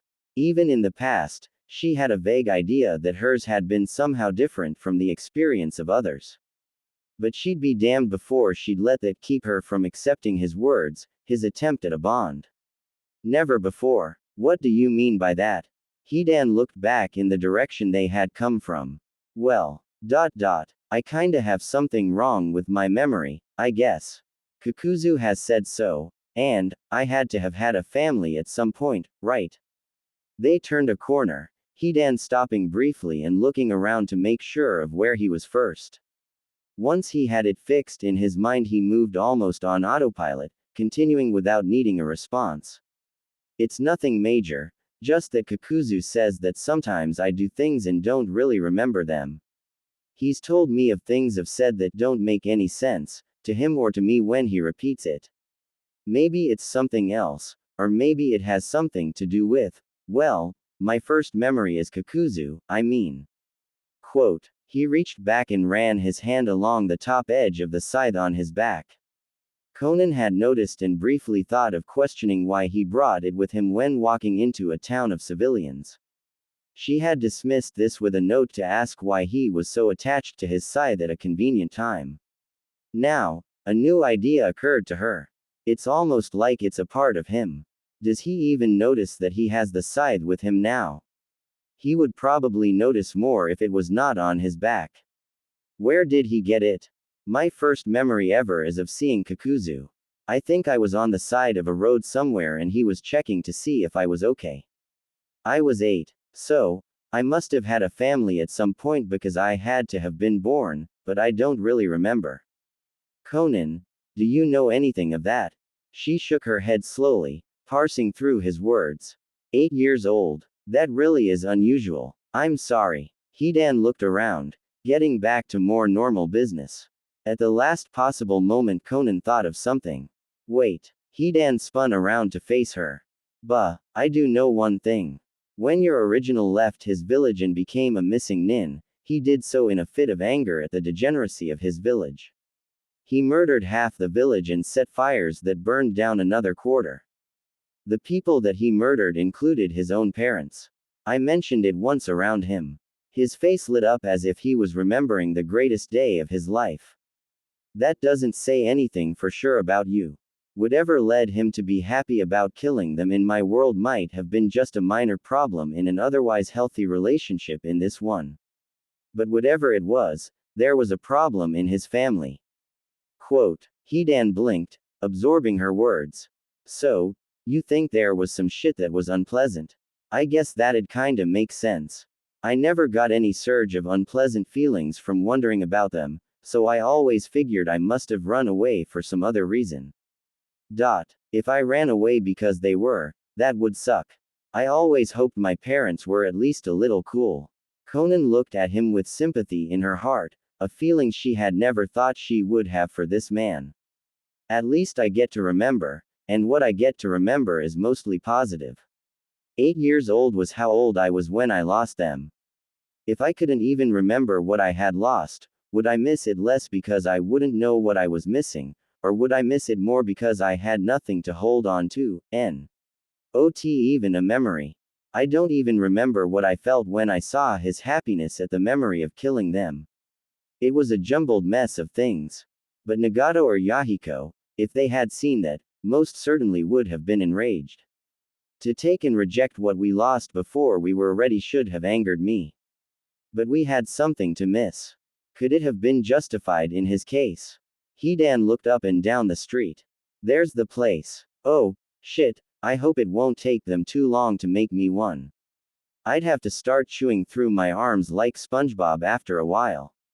Sasori paced around the small space he had, measuring out with his feet what it would feel like to move around in, to work in. It was smaller than his workspace at the repair shop, but not by much.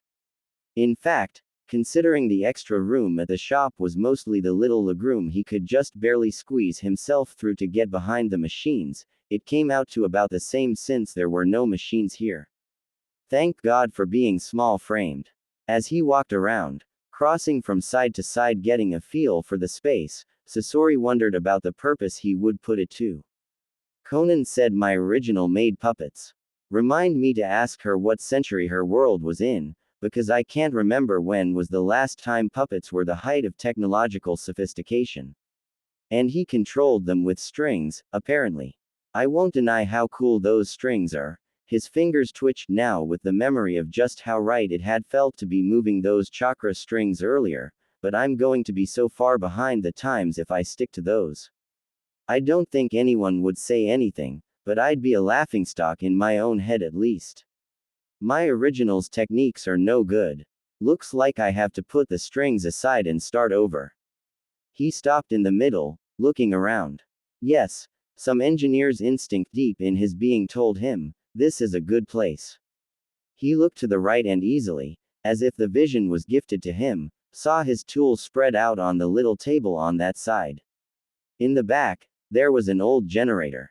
If it was still in working order, he could probably modify it to reduce the current it put out so a single machine could be safely hooked up to it.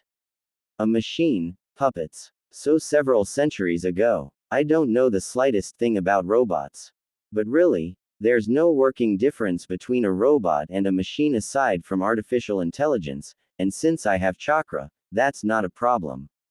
It can work from my intelligence. There was one problem, though. The little garage was completely free of materials. Sasori began to draw up a list of what he would need in his head. I am definitely going to have to hit up someone for money. Oh well, the inventor's curse strikes again. Deidara. The river Hidan had mentioned was easy to find. For one, the trees changed as they approached the large source of water. Dei questioned why he even noticed. What? Was other me a botanist? Didn't sound like it. He could have been anything, I guess. Maybe it was a side interest or he needed to pay attention to changing plants to keep track of where he was while flying, yeah. Or maybe paying attention to things like this is just part of ninja life, yeah. Wait, I'm looking for a river so I can get clay. Other me used clay. Duh, he's obviously had to look for rivers before. Of course I'm good at this, He snorted and tapped himself sharply on the head, scolding himself. For another, the part of the river he approached made some noise, so he was able to hear its faint burbling well before he could see it. As Deidara walked toward the sound, he wondered what kind of river it was. His mind called up the image from the front cover of the version of Huckleberry Finn that he'd had to read in school. He tried to think of something else because there was no way that kind of river would make this kind of noise. Say or be totally unknown to him, but he had nothing to replace it with, so that image remained. After that mental image, the actual river was a disappointment. It was large enough to carry a person away, which was the only standard for calling something a river instead of a stream that had ever made sense to him, but only just. The sound was from where several rocks jutted out midstream, forcing the water around and over them. He didn't see any fish. Day shook his head. He wasn't here to go fishing. He was here to look at the ground, yeah. Hopefully he would be as good at this as he was at finding the river in the first place. Deidara looked upriver. Didn't see anything that super stood out to him on the banks. He looked downriver. The dirt he could see looked its usual shade of brown. What does clay look like? Let's see. I've heard soils with clay are really bad for planting because they have small particles or something and don't hold water well. All the modeling clay I've ever seen was white. Pretty sure they have to add dyes to colored stuff like Play-Doh, yeah. So it's probably white, and soft looking. So, would small particled stuff like clay go downriver more or be dropped upriver? What was the rule for that? Crap. I hated earth science.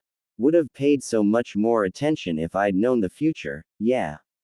After 4 minutes and several taps to the side of his head as if he could physically jog the memory free, Deidara remembered.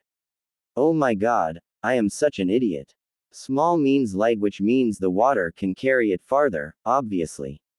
I shouldn't be failing at common sense so much, yeah. I know this ninja stuff is all kinds of weird, but that doesn't mean this world and its normal rules just turned off.